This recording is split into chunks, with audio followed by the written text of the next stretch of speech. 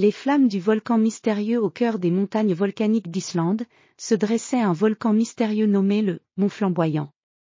Ce volcan, en sommeil depuis des siècles, avait suscité des légendes et des rumeurs parmi les habitants des villages voisins. Il parlait de feux anciens, de trésors enfouis et de forces élémentaires cachées dans les profondeurs du mont. Le professeur Gabriel Dupuis, un volcanologue réputé, et sa fille Elisabeth, une jeune géologue audacieuse, étaient décidés à percer les mystères du Mont Flamboyant.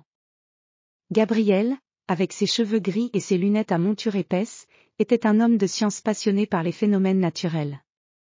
Elisabeth, aux yeux brillants et aux cheveux bruns ondulés, partageait avec son père un amour pour l'exploration et la découverte. Un matin brumeux, armés de leurs équipements de recherche et de cartes anciennes, ils partirent en direction du volcan. La route vers le Mont Flamboyant était sinueuse et escarpée, serpentant à travers des paysages dramatiques faits de roches noires et de lave solidifiée. L'air était chargé de l'odeur sulfureuse des fumerolles, et le vent soufflait avec une intensité qui faisait siffler les pierres. À leur arrivée au pied du volcan, Gabriel et Elisabeth furent impressionnés par la grandeur et l'aura imposante du Mont Flamboyant. La montagne se dressait comme un titan endormi, ses flancs couverts de cendres volcaniques et de coulées de lave pétrifiée. La caldeira, un immense cratère sombre, semblait profondément mystérieuse et menaçante. Leur objectif était d'explorer un réseau de tunnels souterrains qui avait été découvert lors de précédentes expéditions. Les anciens récits parlaient de cavernes cachées remplies de cristaux luminescents et de traces de l'activité volcanique ancienne. Armés de torchers et de matériel d'escalade, ils descendirent dans les tunnels obscurs. Les parois étaient tapissées de minéraux scintillants qui reflétaient la lumière de leurs torchers avec une lueur surnaturelle. À mesure qu'ils s'enfonçaient dans les profondeurs, la chaleur devenait de plus en plus intense. Les sons de la lave en mouvement résonnaient comme un grondement de tonnerre à travers les tunnels. Elisabeth, fascinée par les formations géologiques étranges, prenait des échantillons tout en veillant à la sécurité de leur progression. Gabriel, quant à lui, notait chaque observation avec une précision méticuleuse. Au bout d'un long dédale de galeries, ils atteignirent une vaste caverne, où un spectacle époustouflant les attendait. Au centre de la caverne se trouvait un lac de lave incandescent, dont les flammes dansantes illuminaient les parois de la grotte d'une lumière rougeoyante.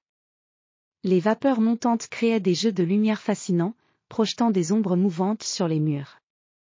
Soudain, un bruit sourd et un tremblement secouèrent la caverne. Gabriel et Elisabeth se regardèrent avec une inquiétude croissante.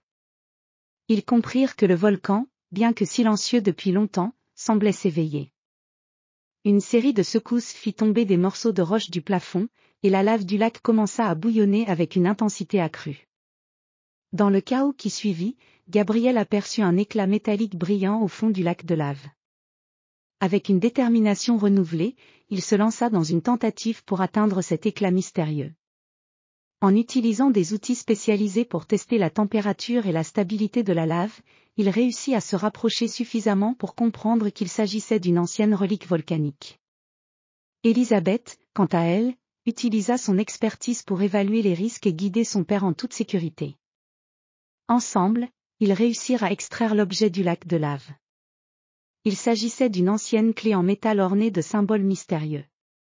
Cette clé semblait contenir des indices sur les secrets du volcan et pourrait éventuellement ouvrir un accès à d'autres parties cachées du Mont Flamboyant. Avec le précieux artefact en main, Gabriel et Elisabeth se hâtèrent de remonter à la surface, leur esprit rempli d'anticipation et de mystère. En regagnant la lumière du jour, ils savaient que leur découverte n'était que le début d'une aventure encore plus grande. Le Mont Flamboyant, avec ses secrets enfouis et ses flammes indomptées, leur avait révélé un aperçu fascinant de son histoire ancienne et de son potentiel caché. Leur retour au village fut accueilli avec émerveillement et reconnaissance. Le professeur Dupuis et sa fille étaient maintenant des héros locaux, et le mystère du Mont Flamboyant était loin d'être résolu.